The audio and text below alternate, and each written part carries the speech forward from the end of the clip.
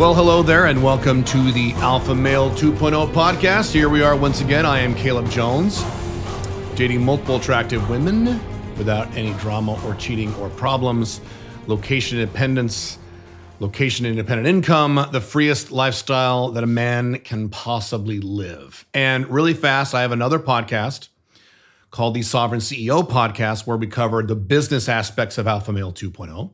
And if you're interested in that, that is at calebjones.com/podcasts.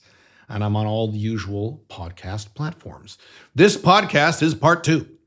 Part two to podcast number 157, where I talked about my dating experiences right after my divorce. And the reason I've chosen this topic is because a lot of guys requested, hey, I want to hear more beta male stories about how when you were in a beta and did everything wrong. And a lot of other guys requested, hey, I want to hear more player stories where you're like getting laid and 18-year-olds and shit like that. So this topic is an amalgamation of both those things. It's a combination of those two things. So when we last left off, now if you have no idea what I'm talking about, what you probably should do is go re-listen to or listen to Alpha Male 2.0 podcast number 157. That's where I give the first part of the story. And I ended that podcast on a cliffhanger at the end because I realized it was going too long. So this is the continuation. And maybe what I'll do is I'll do a part 3. Okay? All right. So when we last left off, I was messaging women from my little tiny crappy apartment with no bed right after my divorce. And I was not doing a very good job because I didn't know what I was doing. I had no online dating skills whatsoever. I was too asshole-ish. And a lot of women would reply to me and say, fuck you, you're such a prick, you're an asshole. Women would block me on the sites. It was pretty bad. But I kept at it and I put in the numbers and I started cranking these openers. They were terrible openers. They were way too long. I did everything wrong. But eventually, the way statistics work out is that some of these women said yes and actually agreed to a first date, despite my asshole-ish communication style over openers and emails and my very asshole-ish profile text. For some reason, they said yes to that. And to be clear, a few things. Number one, and if you know my content, you already know this, I made a pact with myself. I don't remember if I said this last podcast, but if I did, I'll say it here. I've said this many times. I made a pact with myself to only go after women I considered 8s, 9s, or 10s. That's it. To me, that's it. Only super hot women, that's it. So the only women I would open on the dating sites were the women who were attractive. Usually blonde, that's my favorite, but some non-blondes, but really attractive women. And I learned from high school, I've talked about this in other podcasts and videos and things like that, that if you only focus on the really hot girls, even if 90% say no, the 10% who say yes, now you've got dates or sex with really hot women. So why not do that? It was just a mathematical problem to me. And this is what I experienced in high school. I was dating some girls in high school. Wasn't having sex because I was a pussy and a beta, but I was dating girls who were really fucking pretty. And I've mentioned on prior podcasts how my sisters who went to high school with me, I'm like, how are you dating these pretty girls? You're not cool. And that's how. So the several women who said yes to a date with me were all really hot. And the first date, this is my experience for the first 1, 2, 3 dates. I'll talk about the first online date I had. She was hot. Let me qualify another few things about the women I was messaging. So I was not dating much younger women at this time. So at this time, I was 36 years old, and I was dating women, or opening women, I should say, on the dating sites within that age range. So the lowest age I opened was about age 28, because I figured if they're under 28, they'd never date a 36-year-old guy. Totally wrong. That's what I thought. I didn't know. And then I would message women up to like 45, 46, somewhere in there. I don't remember the exact numbers, but somewhere in that range, 28 to 45. That sounds about right based on my memory. So these women were all within that age range. So most of the women I was dating, I meet up on dates, were the over 33 type, but a lot of them were under 33, between 28 and 33. And I don't remember the age of this first woman. I'd have to look this up in my spreadsheets. I track all this stuff. Actually, you know what? I didn't track this. I didn't really start tracking my sex life until 2008. And this was early 2007. So I was only kind of tracking some basics. So maybe I could still figure out through my spreadsheets and the photos I've kept and things like that. I don't know. But anyway, so go on this first date and we meet at a, let's see, where did we meet? Met at a Starbucks? No, we met at a the bar side of a fancy restaurant, a few different restaurants in the Portland area that I kind of figured out. And she's hot. I don't remember how old she was. I want to say she was 30. Hot. The vast majority of you would consider this woman an 8, at least an 8, some of them maybe a 9, not a 10, but hot. And I'm just kind of like surprised. I'm like, wow, I'm on a first date. Here I am. I mean, just a few weeks ago, I was married to an angry wife in this horrible monogamous marriage and not having sex. And here I am sitting here across from this smoking hot blonde chick, the kind I like. And I'm like, this is so weird. I was not successful. So I think I had a second date with her and then never saw her again. Okay. So I had a few more dates. I had one with another really cute blonde. I had another one with a dark-haired woman with really big boobs, and she was the younger girl. She was like 28, and she worked for a radio station. I remember her. I have, general broad records about this stuff back then. This is all while, by the way, I'm having sex, now regular sex, with the woman I talked about last podcast, who I used to work with, the blonde chick with the big boobs. I'm having sex with her now on a regular basis. So that gives me the confidence, the sexual confidence to go out and meet these attractive women because I was already having sex with someone who was pretty attractive. So that is a lesson to you. When you are hungry and thirsty, women smell it on you. And I was to a degree, but still. And again, this relationship I had with this woman I was seeing was open. It was non-monogamous. It was not serious. It was very casual. She was basically I didn't have these terminologies down yet. It was basically maybe a low-end MLTR or something like that. I don't know. I did not have, to be clear, I did not have FB, MLTR, OLTR, Alpha 2.0, Beta. I didn't have any of these terms down, okay? None of them. I didn't know what the hell I was doing. I was brand new at this shit. Around this time, I started, let's see, did I start lurking on the dating sites, the PUA sites? No, that was until the following year. So I wasn't even reading like PUA stuff or anything. I'm just completely on my own. I had several experiences over those next few weeks, some of which I have related in other podcasts. I will just summarize them. One experience I had was with a woman who we were at a bookstore, the coffee shop part of a bookstore, like a Borders bookstore. She's really hot. God damn, she was so pretty. And I'm sitting there, again, I'm amazed, like, oh my God. And she's probably early 30s. And at the end of this date, I have relayed this story before in some form or fashion, either on podcasts or blogs. The end of the first date, we walk out, and I was not kissing women on first dates back then. I don't remember why. I just didn't want to, or I wasn't feel comfortable. I don't remember what the deal was, but I wasn't. So we're out on the sidewalk getting ready to leave for the evening, and she tilts her head up. You can see this if you're watching the video version of this. She's shorter than me, of course, because she's a girl, I'm a guy. She tilts her head up and looks at me. And she starts almost like bouncing up and down on her toes a little bit. And I'm like, oh, even in my beta male state, I'm like, oh my God, she wants me to kiss her. What the hell? Why does she want me to kiss her? So I did. I gave her not a big kiss. I gave her like a little peck kiss on the mouth and then said goodbye. And I went home and I was bewildered. And I've mentioned this on prior podcasts. As a matter of fact, I've done a whole podcast on this, I believe. When men are monogamous for a long time, in a monogamous relationship, monogamous marriage, or living with a monogamous partner, they forget that they're attractive to women. They forget. This is very common for men. Women never forget they're attractive, even fat, ugly girls. Men hit on them forever. But men forget very quickly that they're actually sexually attractive to other women. And so this happened to me. I had no idea that a woman would find me attractive in any way whatsoever because I had been in this oppressive, monogamous relationship, marriage for 9 years straight. And so I'm driving home and I get home back to my little stupid apartment. I go, wow, she wanted me to kiss her. She thinks I'm attractive. What the hell? And so that gave me a little more confidence to move forward and say, oh, women find me attractive. Wow, what a fucking revelation. And a lot of guys I've talked to who are out of long-term marriages, guys who get divorced or break up for a long monogamous relationship, they go through the same thing. Even guys who are really good looking, they forget that other women find them attractive because that's just what happens with monogamy. Welcome to monogamy. Monogamy is just bad across the board, especially for men. So anyway, I'm all excited. We email a little bit, the same woman, and I'm an asshole in the email. And she goes, God, you're kind of an asshole. And I never see her again. Fuck. So that's where I made the decision. Okay, I'm being way too much of an asshole here. And I didn't use the term alpha, but I was being, Uber to alpha, Andrew Tate times 2. Like, that's just not going to work for most women. So I said, all right, I got to tone this shit down. This asshole game is not working. So let's tone this down. Let's be nicer.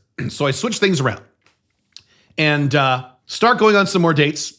And now my date ratio starts increasing because I'm not as much of an asshole. I kind of lighten things up a little. I'm still trying to be alpha and trying to be cool. I've written about this in my books. I tried to emulate, guys like James Bond in terms of how they moved, and Pierce Brosnan from the movie Thomas Crown Affair, the way he moves, the way he walks. I try to emulate that stuff. I try to confident up a little bit. And then I go on this other date. Oh my gosh, this is a big one. This woman is now the youngest woman up to this point I've ever been on a date on. She was 25. I went, wow, she's so young. She's more than 10 years younger than me. I'm 36 and she's 25. Oh my, this is crazy. And her picture is kind of blurry on the dating app. I think it was, so back then it was Match.com and Yahoo Personals. Those are the two apps that we didn't call them apps, dating sites we were using. This is back in 2007. And, but she's, I could tell she has platinum hair, and I was like, okay, good enough. She'll probably be cute. And I go back to that one of my little spots. It's downtown Portland because she worked downtown. And it was the bar side of a restaurant. And I get there early, which is not good. I didn't have those techniques down. So I'm waiting for her. I'm just fucking with my BlackBerry. It's a BlackBerry back then. Do. And she comes in and sits down. She goes, hi. And she is a fucking 10. She is a fucking Barbie blonde 10, pink firefly level, Playboy playmate. She could be a model in Los Angeles, little tiny body, big boobs, smoking hot. The template that I like, the Barbie blonde template that I like. Now, every guy's a different template. If you don't like Barbie blondes, fine. But just imagine yourself in my place, whatever your version of a perfect 10 is, she just sits down right in front of you and you've never had that experience before. And this is one of those experiences where I've mentioned before where I had to physically control myself, my physical reactions. I was like, oh my God, I was shocked. And I started breathing heavily and I started getting horny and excited and surprised, all these emotions, this flood of emotions. I still remember this. This was, 16, 17 years ago? And I still remember these emotions. She just sits down, she goes, hi. And I'm like, oh my fucking God. And I knew enough where I could not act horny or excited or thirsty. I knew this. So I said, okay, Caleb, you got to calm this shit down. So I'd remind myself to calm my breathing, take a deep breath, calm my heart rate. I had to do this. And I had to do this several times in several of these dates back then when the woman would show up and she's super smoking hot, way hotter than her photo. I later found out she purposely would post blurry photos of herself because she got too many horny guys trying to hook up with her. So she actually purposely on the dating app put a blurry picture of herself. Some women do this. They make them look a little more ugly. At least they did back then. Today it's the opposite. Today they put filters. They look like cartoons. But back in 2007, that's what hot chicks did. So I'm like, hey, how you doing? And we start talking. And she's great. She's smart. She's funny. We laugh. We get along. I'm like, this is fucking crazy. This perfect 10 from my fantasies is sitting here and she likes me. I can tell she likes me. Or at least I thought she liked me. Wasn't sure yet. We'll confirm this in a minute. And she had been divorced. So she had already been married to a guy who owned a Mercedes auto dealership. Okay, interesting. This is leading somewhere interesting. It was actually in the state of Utah. That's where she was from. I don't know if she was Mormon or not, but a lot of blondes in Utah. And she basically tells me the story about how he was cheating on her. So in Utah, it is not a no-fault state like they have on the West Coast, which is more left-wing. So if you didn't know, in most American cities/states, it's what they call no-fault divorce. So when you get divorced, it doesn't matter whose fault it is. The woman gets half. It doesn't matter. The woman could fuck your brother right in front of you and get pregnant from your brother and beat your children, and she still gets half your stuff because it's no one's fault. Utah is was at that time a more right-wingish state, so it was a fault divorce state. So if you could prove you were doing bad shit in your marriage, you would get murdered in your divorce, and it was your fault. And she knew this, so she hired a private investigator. I still remember all these stories. Took pictures of him having sex with his secretary at work, blah, blah, blah, blah. Filed for divorce, went to divorce court, showed all the evidence, and she got a mountain of money from this guy. This guy was a millionaire, and she just cashed into this son of a bitch. So there you go. Monogamy. So she's driving like a Range Rover. She's got like Chanel and, the type of woman I'm accustomed to today here in Dubai. But back then this was like, oh my God, I can't believe it. So everything's great until warning signs. She's a huge gold digger. So she starts talking about, I'm an expensive girl. And, when I date a guy, I expect gifts. I expect, Prada bag. She goes, not Coach. Oh my God, not Coach. Ew. Prada, Louis Vuitton. And better not. My last boyfriend had a 7-car garage. And then she starts complaining about her last boyfriend, how this was on this date or the second date. Yes, we had a second date. She liked me. How, maybe this was the second day. I mixed this up. But she was talking about how for her birthday, her boyfriend gave her a $200 gift certificate for a spa. And how that sucked. That's bullshit, because that's the spa she goes to on her own anyway. She goes, well, that's stupid. And I'm like, well, this might be a problem. I'm not dating any gold diggers. I'm not paying a bunch of money to some woman. I'm going through a divorce right now. Fuck this bullshit. But she's so hot. And she was so fun and so smart and so funny. We got along. I'm like, oh my God, she'd be perfect, minus this gold digger shit. So she liked me. I don't remember if we kissed or not. I think we might have. We had a second date. Okay, second date, another place. This time we had lunch. I think they have lunch. And again, got along great. I'm horny as hell. She likes me a lot. She's hot as hell. She's smart and funny.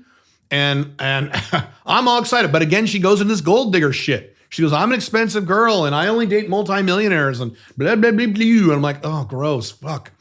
And so at the end of that date, we kiss again. We leave. I don't remember how this ended up. I never saw her again. I don't remember exactly what happened. I think she was throwing some gold digger shit at me over text, and I just said, this isn't going to work, and I just didn't bother to ask her for a third date. So I had that experience, and I had that experience several more times. I would run into several women between the age of 25 and 45 who were attractive, who were pretty, who were higher income, which I thought was interesting, and who were big-time gold diggers. Matter of fact, the biggest gold diggers I've run into are women who had higher incomes, including this woman. She worked for a very famous chain of women's stores that was famous back then, that's no longer around, and she was a regional manager at 25. Incredible. I later had a few dates with a woman. I'll tell you about this. So around the same time, date with another woman, blonde, big boobs, older. She's like, I would say late 30s, 38, like 2 or 3 years older than me. She's totally down for non-monogamy. She actually said in the first date, look, when I get married again, my husband can have an apartment downtown and he can go fuck girls there all he wants, as long as he's home by 6. As long as he's home by 6 to take care of me and the kids, and we live a good life and he makes good income, I don't care. I understand men. Men need to go get laid. That's fine. I'm sitting there, I'm drooling. I'm like, oh my God, I love you. This is the perfect scenario for me. This is great. But then she rolls in, and she didn't give me any warning signs the first date. But and she's pretty, not a 10, not like the other woman, but she's probably about an 8, blonde, fit. I mean, amazing, short, which I like. And then we have 2 or 3 more dates, and I want to have sex. And I said, we should come over. This is like the after the third or fourth date. And she goes, come over and do what? So now I'm going to run into the first real time, although there's many other times around this, where I run into the ASD of the over 33 woman, because she was like in her late 30s. Come on over to my place. Instead, let's come on over to it was like a Sunday. Just come on over, because she didn't have her kids that weekend. Come on over. Come on over and do what? Oh, spend some time and do what? Well, and I say, have sex.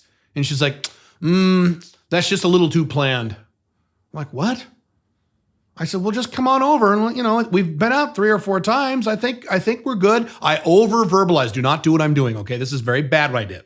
I over-verbalized. We've been on 3 or 4 dates. We know each other now. You like me. I like you. Let's have sex. What's the problem? Guy logic, which never works. Oh, no, it's just, I have respect for myself and I'm a lady. All the usual over 33 ASD bullshit you get from women over the age of 33 that you virtually never get from women under 33 when you want to have sex with them the first time.